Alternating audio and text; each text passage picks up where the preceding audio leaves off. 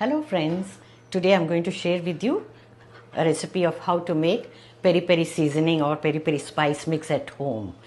I know it's easily available in the stores these days, but these exotic international dishes we don't make very often. So after one use, the bottle will be lying on the shelf until we make something else again. So this way, if you make at home, you can also control the spice level, add accordingly. Every family has a different taste. Some like it spicy, some like less spicier. So you can mix the ingredients according to your preference. So let's get started and mix the ingredients for peri peri spice mix. For peri peri seasoning, we'll require Kashmiri chilli powder 1 tablespoon, spicy red chilli powder 1 teaspoon,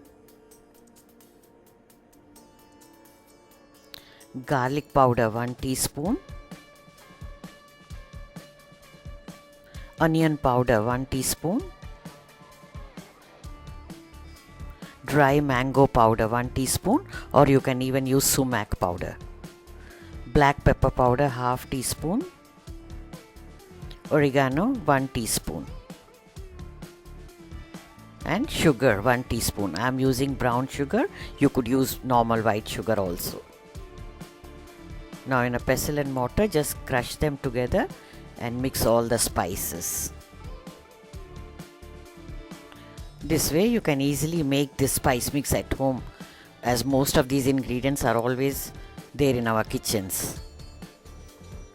Store-bought ones are very expensive also, and they are there on the shelf for a longer time. So homemade is always fresh. In a jiffy we can make small quantity for single use, or make little extra and save it for using next time. Now remove it in a bowl. If you are using it, immediately. Lovely, such flavorful spice mix, and so spicy too.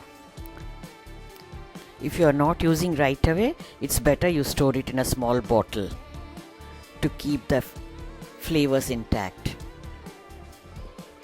When you leave it exposed, the flavors are all gone.